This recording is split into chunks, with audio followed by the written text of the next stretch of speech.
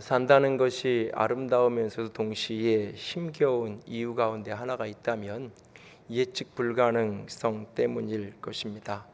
내일 일을 알 수 없다는 예측 불가능성이 우리로 하여금 삶에 굉장히 환희를 맛보기도 하지만 그 예측 불가능성이 우리의 삶을 참 힘겹게 하는 때도 종종 만나게 됩니다. 언젠가 둘째 아이가 이렇게 공부를 하다가 자기 머리를 이렇게 때리면서 너무 힘들다고, 왜 이게 이렇게 되는지 모르겠다고 그러더라고요. 그래서 이제 뭐 때문에 그러는데 그러면서 이야기를 시켰더니 국어과 영어를 이렇게 하다가 이게 이렇게 변화된다고 공식을, 그 원칙을 배웠으면 그대로 움직여야 되는데 이렇게 그 예외되는 게 있잖아요. 꼭 그리고 그런 게 시험 문제에 나오잖아요. 이게 왜 이렇게 되냐요. 몰라, 그냥 외워. 그냥 외워야 되는 거야. 그게 이제 힘든 거예요. 그래서 이제 공식대로 많은 것들이 풀렸으면 좋겠는데, 그래서 수학이나 과학은 공식 하나 외우고 그 원리를 가지고 적용하면 많은 게 풀리는데 왜 이렇게 외울 게 많은지 모르겠다고. 인생이 그렇죠. 사실은 공식대로 많은 게 풀렸으면 좋겠는데, 어떤 사람이 성공과 성취를 맛보는 어떤 사람의 경우를 이렇게 간증을 듣거나 뭐 이렇게 자기 스토리를 이렇게 이야기하면 그걸 이렇게 내가 배워가지고 나도 그대로 따라서 그 사람이 했던 것처럼 그렇게 하면 내 인생도 성공을 하고 성취가 얻어지면 참 좋겠는데 그와 같이 못할 때가 참 많아요. 누군가가 자녀를 믿음으로 기도로 키웠다 그래서 나도 그렇게 믿음으로 기도를 해보는데 내 아이는 내가 기대하고 소망한 대로 내 기도대로 되어지지 않는 경우를 만나기도 합니다. 그렇게 인생이라는 것은 많은 부분이 사실은 내가 원하는 대로, 내 공식대로, 예측 가능한 대로 흘러가지 않은 것을 보게 되어집니다. 어떤 의미에서 신앙이라는 것은 이 예측 불가능성을 인정하고 받아들이고 그것을 어떤 의미에서 신비로 이해하면서 그것을 직면하고 그것을 대면해가는 여정, 그것이 신앙의 여정이고 믿음의 여정이 아닐까라는 생각을 하게 됩니다. 거룩하게 살면 형통하게 될 줄 알았는데 오히려 고난이 닥쳐옵니다. 거룩하게 살아서 형통하게 되었다고 말합니다. 그러나 하나님만 형통하다고 이야기할 뿐 세상 모든 사람은 다 저 사람은 인생 망쳤어 라고 이야기하는 지경에 떨어지게 되었습니다. 그날 요셉의 형편입니다. 보디발의 아내의 유혹을 뿌리치고 하나님 앞에서의 바른 믿음을 가지고 거룩함을 그는 선택했습니다. 참으로 아름다운 결단을 했고 그래서 그 결단으로 말미암아 유혹 앞에 넘어지지 않고 유혹을 넘어서는 인생이 되었습니다. 그런데 유혹을 넘어선 그에게 찾아온 것은 갇힌 인생이었어요. 유혹 앞에 넘어지지 않고 그것을 넘어섰지만 그의 인생은 갇혀버리게 되었습니다. 유혹 앞에 거룩함을 선택했던 그 사람은 오늘 감옥에 갇히게 되었습니다. 감옥 문이 덜커덩하고 닫혀버리는 그 순간 요셉은 자신을 죄 짓지 않도록 지켜주었던 하나님이 왜 자신을 이 고난으로부터 건져주시고 이 고난을 막아주시지 않았는지 내면에 수많은 의문과 질문이 그 내면으로부터 올라오고 있었을 것입니다. 그의 인생은 다시 한번 나락으로 떨어지고 있습니다. 그에게 허락되었던 하나님의 꿈은 한 걸음 더 멀어져 가고 있습니다. 우리도 삶을 살아가며 이런 때를 만나지 않습니까? 예측 불가능성이 예상치 못한 환희와 기쁨으로 찾아올 때면 너무너무 행복하지만 예기치 못한 어려움과 고통으로 내게 직면되어질 때 도대체 어떻게 해야 될지, 인생의 나락으로 떨어지는데 도대체 어디까지 떨어져야 되는지를 모르겠는 그 고난의 때를 혹 직면할 때가 있지 않습니까? 그럴 때 어떻게 해야 할까요? 어떻게 해야 그 고난에 갇혀서 내 삶을 무너지고 내 꿈은 산산이 부서져가는 그 현실 앞에서 갇혀있지만 갇히지 않은 자의 인생을 살아갈 수 있을까요? 계속해서 밀려오는 수많은 고난의 골짜기를 지나면서도 어떻게 하면 참된 형통함의 인생을 살아갈 수 있을까요? 갇혀있지만 갇히지 않은 자의 인생의 비밀은 무엇일까요? 오늘 본문을 통해서 그 원리를 같이 찾아보기를 원합니다. 먼저는 요셉을 가두었던 그 감옥, 우리의 인생을 갇힌 것처럼 느끼게 만드는 그 현실에는 어떤 것이 있는지, 그리고 어떻게 그것을 뚫고 넘어가야 하는지를 조금 더 나누기로 합니다. 먼저는 우리를 가두는 감옥에는 어떤 것이 있나요? 첫 번째로 어두운 현실이라는 감옥이 나를 가둘 때가 있습니다. 요셉은 그날 이제까지 쌓아올렸던 모든 것이 한순간 무너지는 캄캄한 현실을 직면해야만 했습니다. 애굽의 노예로 팔려오게 되었던 그날, 그는 그 마른 구덩이에 던져져서 그 마른 구덩이에 죽음을 사경을 헤매야 되는 그곳에서 그는 간신히 살아남아서 애굽의 노예로 팔려왔습니다. 그곳에서의 삶을 나름 열정을 다해서 최선을 다해서 삶을 살았습니다. 그래서 어느 정도 인정받는 자가 되었습니다. 노예의 삶에서 해방된 것은 아니지만 내가 그 보디발의 집에 가정 총무가 되어서 어느 정도 살만한 위치까지 이르게 되었습니다. 그런데 그는 오늘 급전직하 그의 인생은 나락으로 떨어지게 되었고 다시 칠흑같이 어둡고 습한 감옥에 갇혀야 했습니다. 39장 20절 말씀을 같이 읽습니다. 이에 요셉의 주인이 그를 잡아 옥에 가두니 그 옥은 왕의 제수를 가두는 곳이었더라. 요셉이 옥에 갇혔으나, 요셉이 옥에 갇혔다고 말합니다. 그날 그 모습을 욥은 욥기서 19장 8절에 이렇게 말하고 있습니다. 욥기서 19장 8절 다 같이 읽습니다. 그가 내 길을 막아 지나가지 못하게 하시고 내 앞길에 어둠을 두셨으며, 길을 가야 되는데 길이 막혔고 어둠이 캄캄한 현실 가운데 떨어지게 되었다라고 말하고 있습니다. 지난 목요일 날 큐티인에 실린 그 묵상 간증에 보면 권영민 집사님이 묵상 간증이 있는데, 의욕 넘치게 열심히 한국의 대표적인 대기업에 취직해서 열심히 직장생활을 했어요. 밤낮도록 야근하며 악착같이 벌었어요. 그렇게 열심히 살아서 강남에 45평짜리 고급 빌라를 마련합니다. 그리고 입주를 몇 주 앞두고는 가서 찾아가서 그 집을 돌아봅니다. 그는 이렇게 글을 기록하고 있습니다. 풍기는 새집 냄새가 향기로웠고 베란다로 쏟아지는 따가운 햇볕조차 하나님의 축복처럼 느껴졌습니다. 빈틈없이 집안을 돌아본 저는 아내에게 이렇게 한마디 던졌습니다.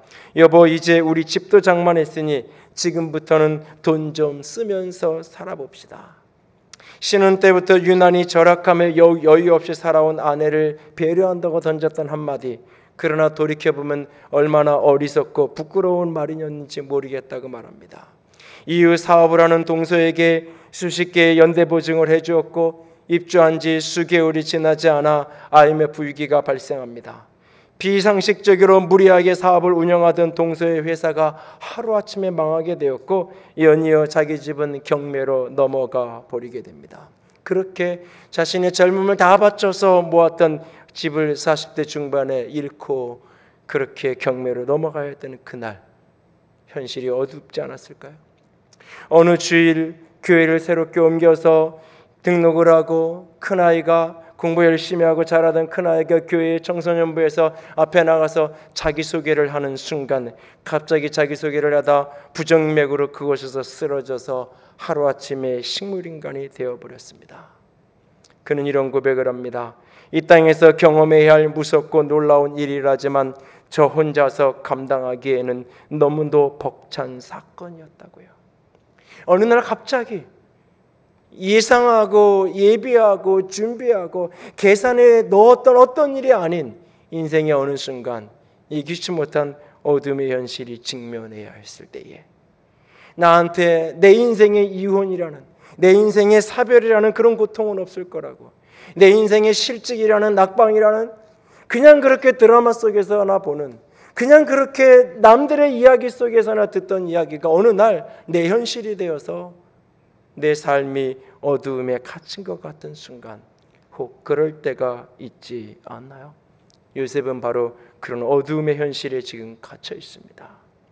두 번째로 그를 가두었던 또 다른 감옥은 억울한 마음의 감옥입니다.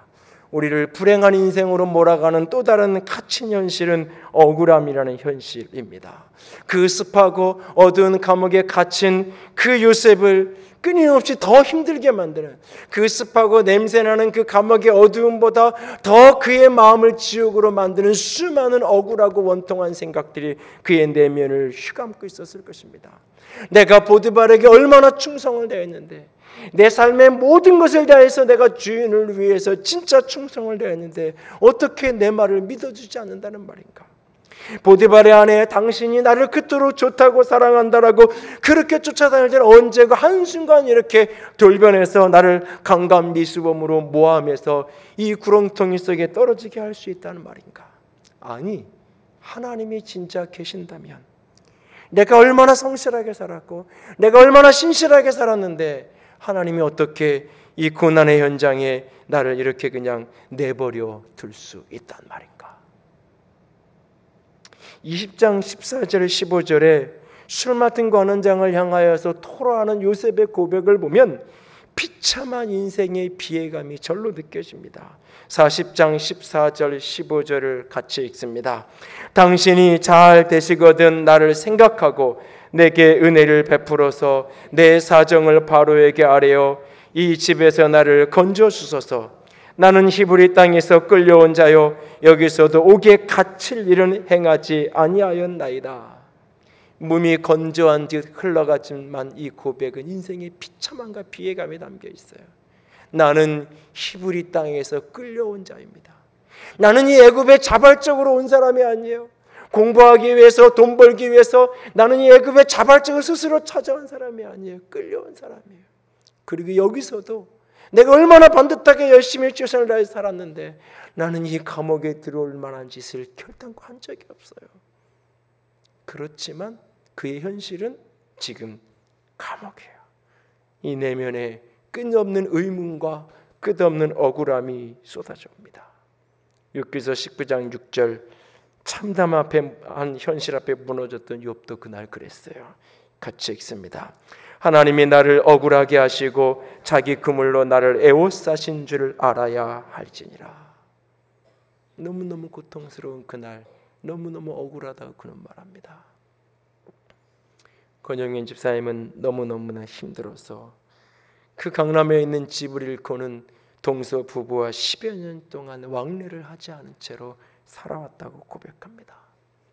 식물인간이 되어 누워있는 너무너무나 잘났던 그 아들 앞에 한없이 하나님은 야속하기만 했다고 고백합니다. 하나님, 당신이 진정 공의로운 분 맞나요? 내가 지난 20여 년 동안 얼마나 신실하게 주님 앞에 믿음 생활하며 살아왔는데 하나님, 당신은 진정 공의로우신 분인가요? 전 죽고 싶습니다. 그렇게 부르짖으며 원망을 쏟아내면서 지나온 인생이 억울하기도 하고 나를 이 지경으로 몰아넣은 주변 사람이 떠오르며 억울하기도 하고, 아니 하나님이 어떻게 이럴 수 있을까? 이 모든 일을 허용하신 하나님한테 원망스럽기도 하고. 여러분도 혹시 그럴 때가 있지 않은가요? 내 인생이 지나온 삶은 도대체 무엇으로 보상받아야 될런지 모르겠네. 왜 나만 이런 일을 겪어야 하는지 모르겠네. 이 수많은 내가 당한 어두운 현실보다 그것을 직면한 이 내면의 질문들, 특별히 그리스도인들이 고난을 당하고 특별히 그리스도인들이 경제적으로든지 건강이든 자녀의 위기를 만났을 때 세상에 그리스도 바깥에 있는 사람보다 더 힘들고 고통스러운 이 의문, 하나님이 살아계신다는데, 하나님이 살아계신다는데 내가 그래도 하나님 앞에 나름 최선을 다했는데 어떻게 내 인생이 이럴 수 있단 말인가? 그 의문이 이 밑바닥부터 밀려오면서 내 인생을 또 다른 감옥에 가둘 때가 있지 않나요? 요셉은 그날 그랬습니다. 그리고 세 번째 그를 가두었던 감옥은 잊혀진 존재의 감옥입니다. 우리를 불행으로 가두는 그 감옥, 잊혀진 존재가 되어버리고 마는 그 절망감, 그 어두운 현실 속에서도 신락하던 희망이 보였습니다. 술 맡은 관원장의 꿈을 해석해 주었고 그가 복직이 되었습니다. 그에게 나를 기억해달라고, 그에게 바로에게 내 사정을 좀 이야기해서 나를 위해서 꺼내달라고 부탁을 했습니다. 그는 분명히 철석같이 약속을 했을 거예요. 당신이 이 해석한 대로 그대로 되면 내가 반드시 당신의 이 억울한 것들을 내가 바로 왕에게 이야기해서 당신을 이 감옥에서 내가 건져주겠다라고 이야기했을 거예요. 그리고 그 해석대로 이루어졌고 그는 그렇게 복직이 되었어요. 그날부터 매일마다 옥문 열리는 삐그덕거리는 소리가 날 때마다 그는 화들짝 놀라서 뛰어나갑니다. 술 맡은 관원장이 왔나? 아니면 그가 보낸 사람이 왔나? 하루가 지나고 이틀이 지나고 한 주가 지나고 한 달이 지나고 1년이 지나도 아무 소식이 없습니다. 술 맡은 관원장에게로부터 말 한마디, 쪽지 하나, 단 한 번의 방문도 없습니다. 그렇게 요셉은 잊혀져 가고 있었습니다. 본문 40장 23절입니다. 같이 읽습니다. 술 맡은 관원장이 요셉을 기억하지 못하고 그를 잊었더라 라고 말합니다. 마리 롤랑생이 쓴 시 가운데 잊혀진 여자라는 시가 있습니다. 그는 죽은 여자보다 더 불쌍한 여자가 잊혀진 여자다라고 이야기해요. 그의 시의 여자라는 표현을 사람이라는 말로 바꿔서 읽어볼 수도 있어요. 어떤 불행하고 어떤 버려지고 어떤 방황하는 떠도는 불행한 고통보다 더 불쌍한 사람이 잊혀진 존재가 되는 것이라고 말합니다. 욥도 그날 그 고통이 너무 힘겨웠습니다. 욥기서 19장 13절 14절 같이 읽습니다. 나의 형제들이 나를 멀리 떠나게 하시니 나를 아는 모든 사람이 내게 낯선 사람이 되었구나. 내 친척은 나를 버렸으며 가까운 친지들은 나를 잊었구나. 더 이상은 원통함도 억울함도 그냥 그 어두운 현실이 내 일상이 되어버린 채로 나는 그렇게 잊혀져 가고 있던 어느 날, 그렇게 나는 잊혀진 존재가 되어지는 것 같은 그 두려움과 불안함, 결혼과 함께 아이를 낳고 육아에 정신없이 지쳐있던 어느 날 SNS에 올라온 한 친구의 승진 사진 한 장을 보면서, 그 짧은 글 하나를 보면서 느끼는 절망감, 나는 누구누구의 엄마로 이렇게 내 이름은 잊혀진 채로 살아가야 하는 것인가?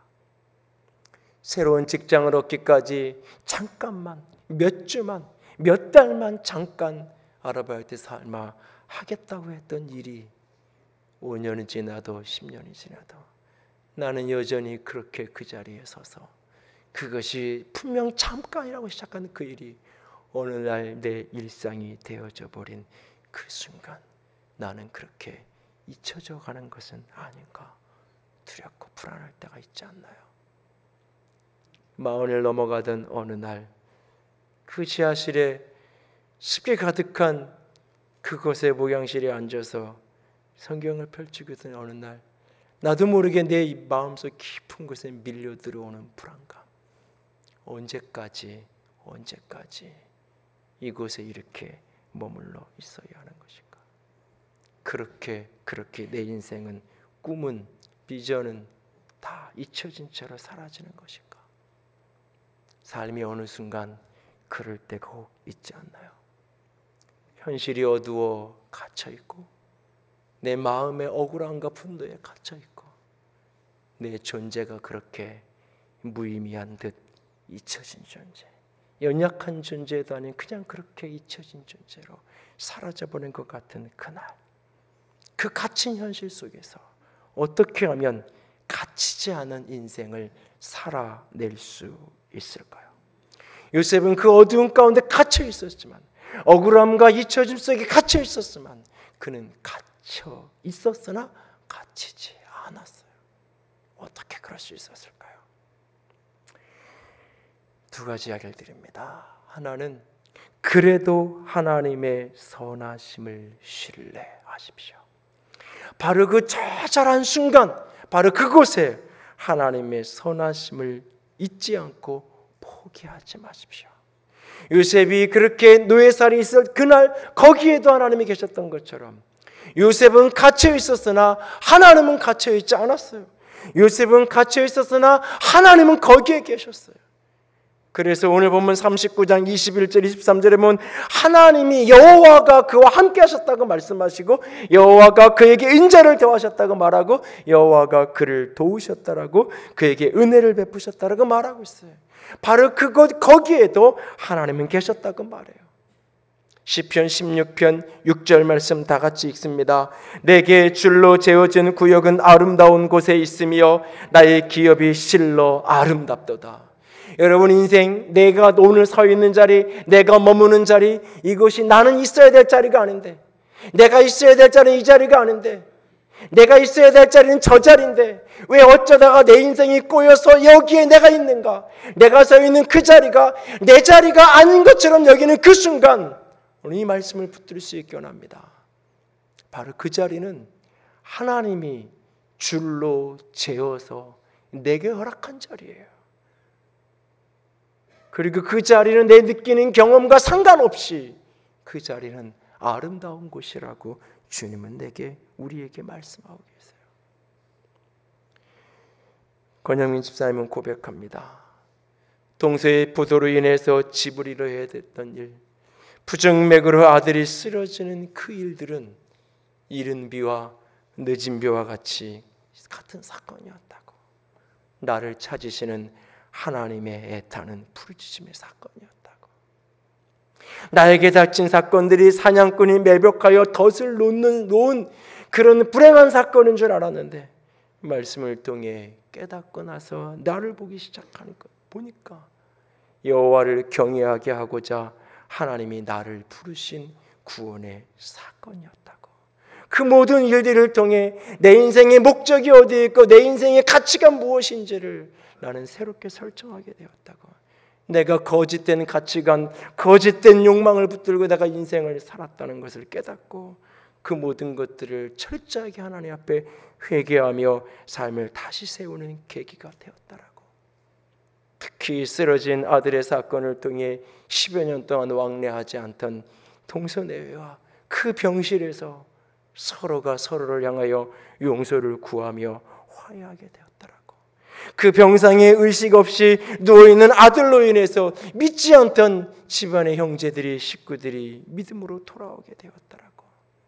아내와 함께 아이를 병문안하기 위해 찾아오는 친구들이나 친지들이나 병원에서 만나는 사람들마다 붙들고 그들에게 구원의 복음을 전할 수 있었더라고. 그는 또 다른 한 간증에서 이렇게 고백합니다. 나는 갇힌 환경이었지만 그 환경에 잘 갇혀 있다 보니 하나님께서 선으로 바꿔주셔서 주위의 사람의 생명을 구원하게 하셨습니다. 아들은 여전히 10여 년째로 식물인간으로 누워있지만 그 아들 때문에 구원으로 돌아온 수많은 사람들이, 내 가족들이, 내 친구들이, 내 이웃들이 그 현실, 그 고단한 현실로 인해서 수많은 영혼들이 주께로 돌아오는 축복을 누리고 있다라고 이야기합니다. 여러분, 요셉이 그 술 맡은 관원장과 떡 굽는 관원장이 꿈을 꾸고 고민에 빠져있던 그날 그 꿈을 나한테 이야기해달라고 말하면서 본문 40장 8절에 이렇게 말해요. 해석은 하나님께 있습니다. 그러니 그 꿈을 나에게 이야기하십시오라고 말해요. 여러분, 이 본문을 무심코 읽지만 이 본문을 굉장히, 만약에 여러분들하고 저 얘기하는데 여러분이 저한테 어떤 꿈을 얘기해서 근데 제가 여러분에게 그 꿈에 대한 해석은 하나님께 있어요.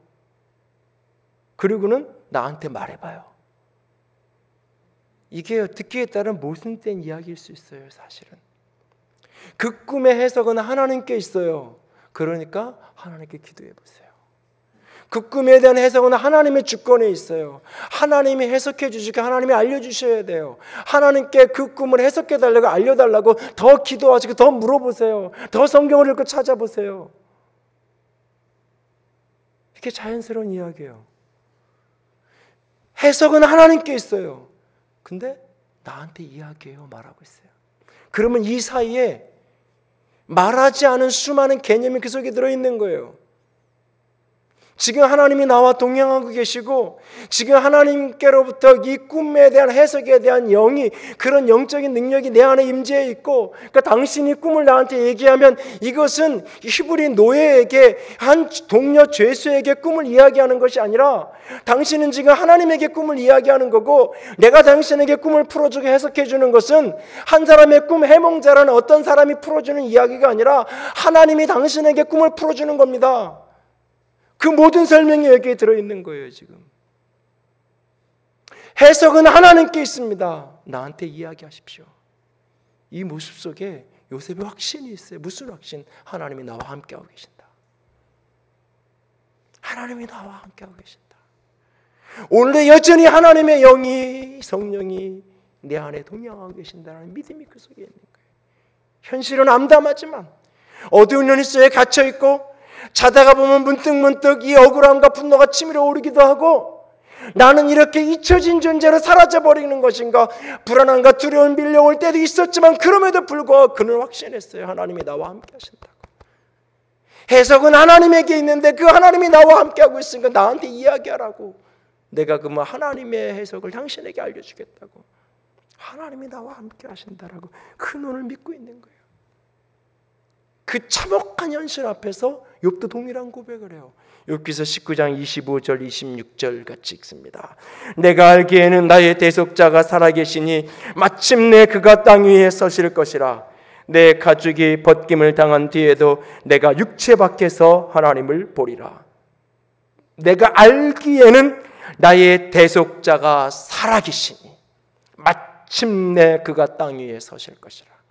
내가 느끼는 현실은 어두운 현실이에요. 내가 느끼는 현실은 억울해요. 내가 느끼는 현실은 나는 잊혀진 존재가 된 것 같아요. 그런데 아는 게 있어요. 나를 구원하실 나의 대속자는 살아계시는 분이에요. 그분이 이 땅 위에 서서 나를 만나 주실 거예요. 똑같은 이야기를 바울이 하잖아요. 로마서 8장. 우리가 알거니와 하나님을 사랑하는 자 곧 그의 뜻대로 부르심을 입은 자들에게 모든 것이 합력하여 선을 이룬다. 내가 느낀다라고 얘기하지 않아요. 내가 아는 거예요. 내가 믿는 거예요. 그 처절한 현실 속에서. 그것이 바로 믿음입니다. 2001년 미국 타임지가 미국 최고의 실학자로 꼽았던 스테니 하우어스의 자전적 고백록인 한나의 아이라는 책이 있어요. 자기 어머니가 한나처럼 기도해서 낳은 아이여서 책 이름을 한나의 아이라고 적어놨어요. 조현병, 조울증으로 알려진 정신질환으로 고통받는 아내와 24년 동안 그 아내와 함께 살면서 살아야 했다.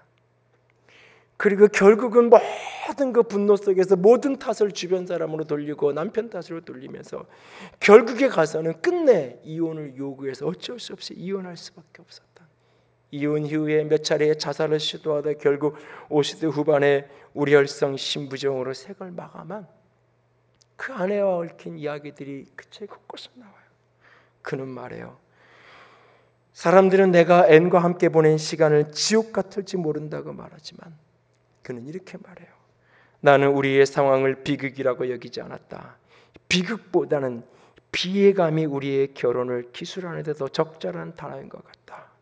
앤과 살면서 나는 삶을 통제할 수 없을 때 살아가는 법을 배웠다. 삶을 내 손으로 통제할 수 없는 순간 살아가는 법을 배웠다. 그는 이렇게 말해요. 그리스도인으로 산다는 것은 답 없이 사는 것을 배우는 인생이다.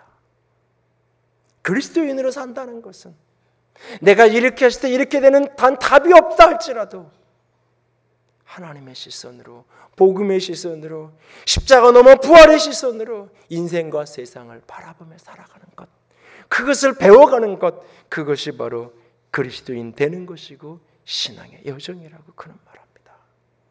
욥도 요셉도 앞에 말씀드렸던 권영민 집사나 스테니 하우어스 그 누구도 답이 없지만 여전히 10여 년째 아이는 그렇게 식물인간으로 누워있지만 여전히 하나님은 선하신 분이라고, 여전히 하나님 선하신 분. 내 아들이 잘 되고 성공해서 너도 네 아들 그렇게 만들고 싶으면 나처럼 예수 믿어. 그게 아니라 부정맥으로 쓰러진 아들을 곁에 두고도 하나님은 선하신 분이라고. 하나님은 선하신 분이라고. 너도 하나님 믿고 천국 백성이 됐으면 좋겠다고. 면회 오는 친구들을 붙들고 병실에는 또 다른 사람들을 붙들고 하나님은 선하신 분이라고. 그것이 믿음으로 살아가는 거예요. 오늘 여러분의 삶에 줄로 재어진, 하나님이 줄로 재어서 내게 허락하신 그 구역은 어떤 곳인가요? 그곳은 아름다운 곳입니다. 왜냐하면 하나님이 여전히 선한 분이기 때문에. 그래서 두 번째로 일과 사람을 성실함과 동정함으로 대하는 자가 되십시오. 갇혔으나 갇히지 않은 인생을 살아가려면 그 갇힌 현실에서 내가 감당해야 되는 그 일, 갇힌 현실 속에서 만나야 되는 그 사람들에 대하여서 성실함과 동정함을 잃어버리지 마십시오. 요셉은 그 갇힌 현실이었지만 그곳에서 성실하게 살았어요. 노예로 성실하게 살았던 결과가 감옥이었지만 그는 여전히 그 감옥에서도 그는 성실하게 살았어요.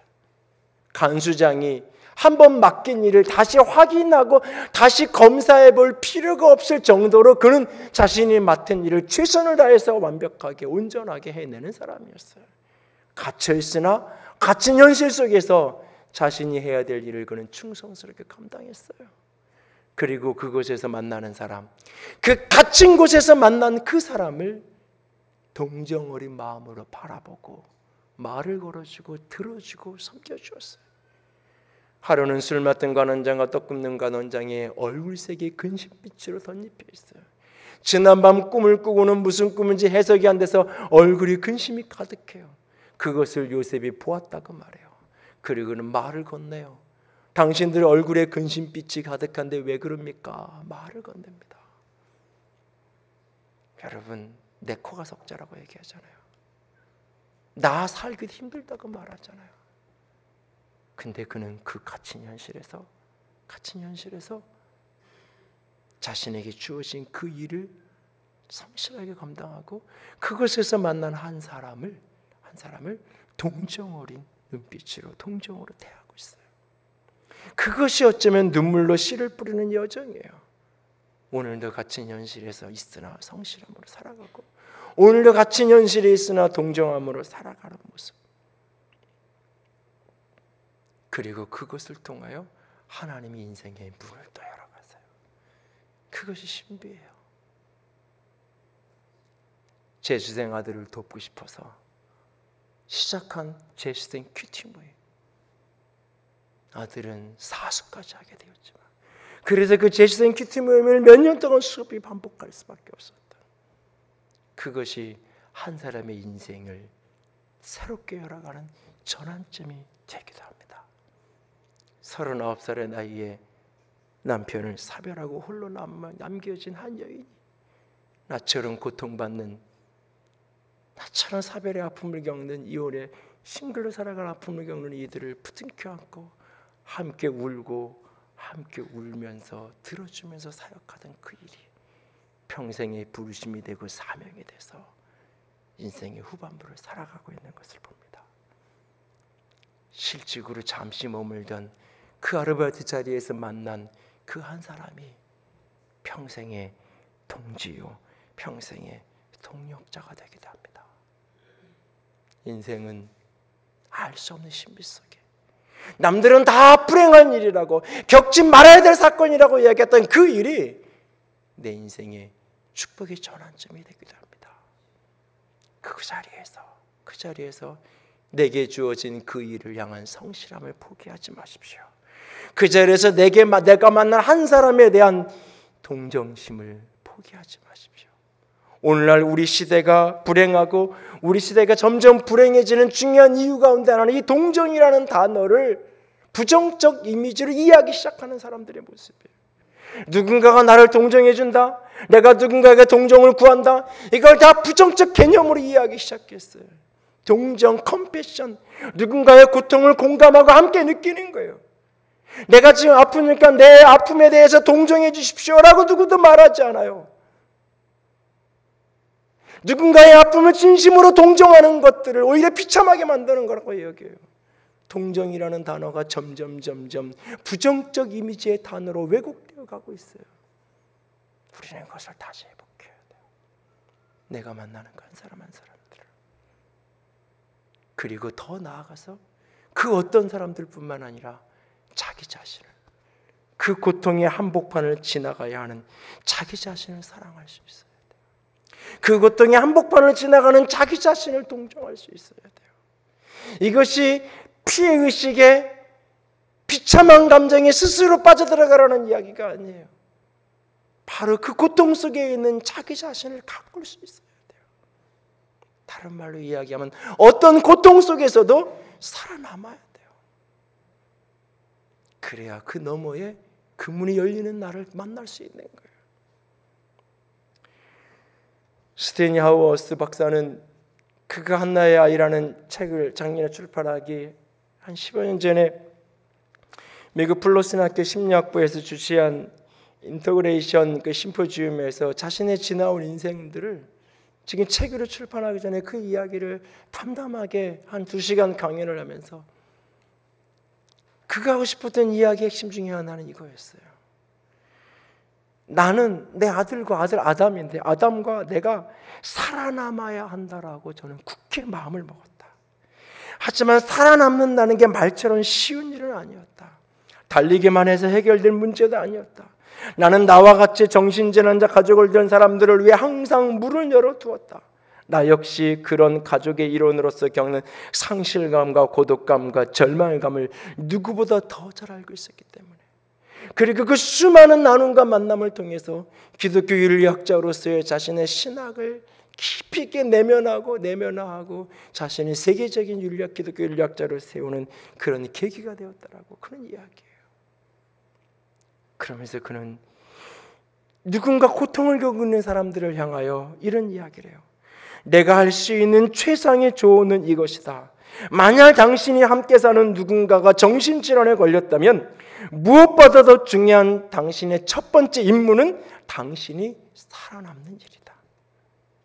당신이 살아남지 못하면 모두 다 살아남지 못하게 된다. 살아남으려는 노력은 절대 이기적인 것이 아니다. 당신이 살아야. 여러분, 병실에서 내가 누군가를 가냐면 그 사람이 못 먹는데 굶는데 쉬는 말, 내가 어떻게 가서 내가 먹어? 내가 먹어야 돼요. 그 사람은 잠을 못 자도 나는 자야 돼요. 그래야 내가 그를 도울 수 있는 거예요. 살아남아야 도울 수 있는 거예요. 살아남아야 그 문이 열리는 날을 보는 거예요. 요셉이 어두운 현실에서 억울함이 잊혀짐 속에 있었잖아요. 살아남았기에 그날 그 옥문이 열리면서 요셉하고 부르는 그 소리를 들을 수 있었던 거예요.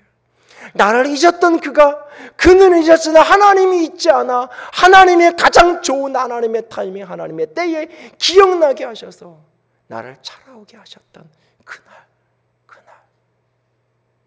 살아남아야 그 문이 열리는 그 영광을, 축복을 맛보게 되는 것입니다. 오늘 저와 여러분의 인생 속에 어느 날 갇힌 것 같은 순간을 만날 때가 있거든. 오늘의 요셉을, 그리고 욥기서 19장의 욥을 기억할 수 있기를 원합니다. 내일 일을 모르지만 그래서 하루하루 살아가야 될 인생 속에 예기치 못한 고통의 현실을 직면해야 했던 날, 그래도 하나님은 선하신 분임을 믿고 그 선하심을 믿기에 오늘도 내가 서 있는 자리에서 그 일을, 그 사람을 사랑으로 대할 수 있는 저와 여러분이 될 수 있기를 주님의 이름으로 부탁을 드립니다. 오래전 찬양인데요. 내일 일은 남 몰라요. 하루하루 살아요. 불행이나 요행함도 내 뜻대로 못해요. 험한 이 길 가고 끝은 없고 고뇌요. 주님 예수 팔레미사 내 손 잡아 주소서. 불행이나 유행함 내 뜻대로 할 수 있다면 참 좋을 텐데 내 뜻대로 할 수 없습니다. 험한 이 길을 가고 가는데 이제는 좀 끝이었으면 좋겠는데 끝이었으면 좋겠다고 여기는 그날 또 다른 나락으로 떨어질 때가 있습니다. 그때 주님 손 붙들고 일어설 수 있는 우리가 되기 원합니다. 함께 찬양합니다. 내일은 나 몰라요. 하루하루 살아요. 불행이나 요행함도 내 뜻대로 못해요. 험한 이 길 가고 가도 끝은 없고 고뇌요.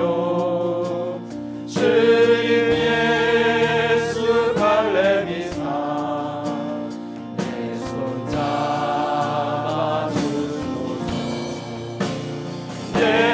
내일은 나 몰라요. 참 내일도 몰라요. 아버지여 날 붙드사 영원한 길 주옵소서. 좁은 길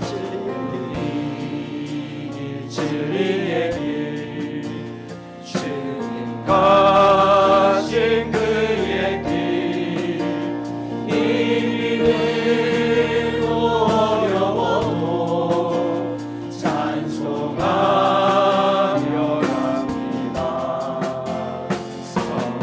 성령이여 그 음성을 항상 들려주소서. 내 마음은 정했어요. 변치 말게 하소서. 내일은 난 몰라요. 참 내일도 몰라요. 아버지여 아버지여 주신 소명 이루소서. 내일은 난 몰라요. 참 내일도 몰라요. 아버지여 아버지여 주신 소명 이루소서.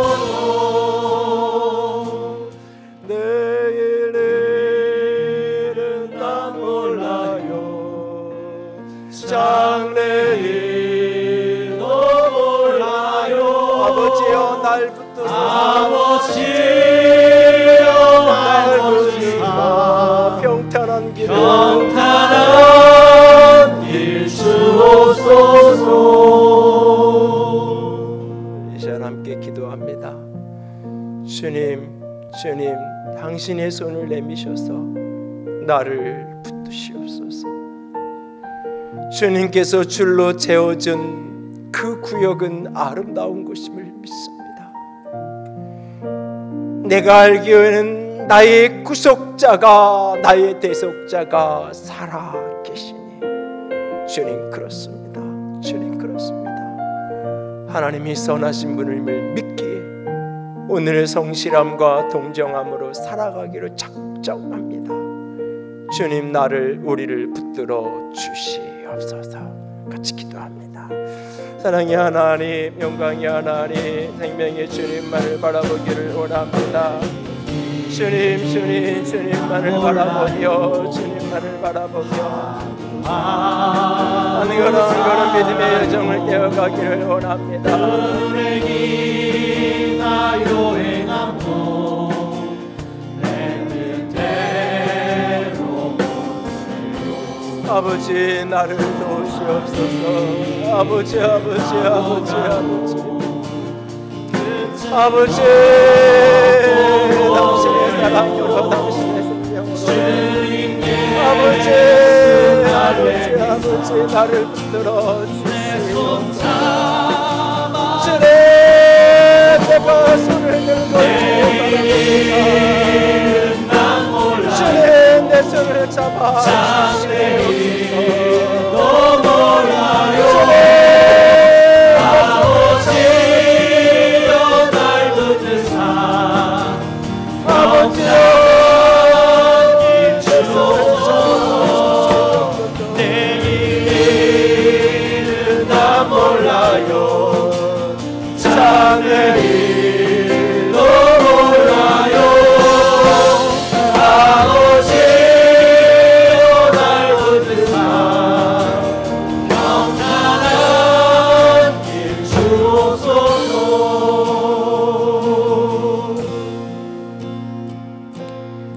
주님, 내가 주님만을, 주의 선하심만을 오늘도 믿습니다.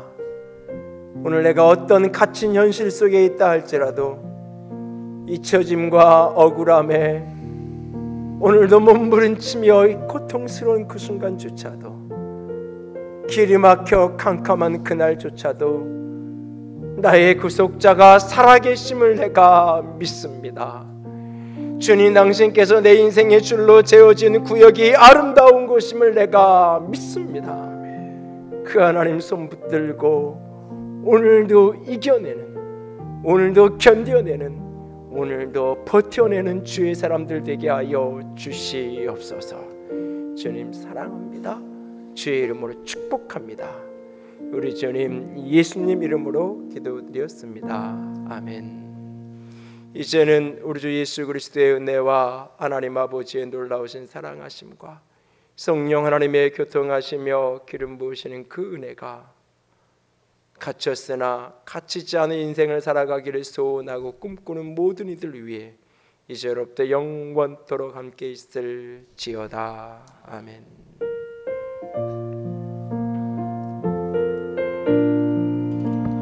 만왕의 왕 예수께서 이 세상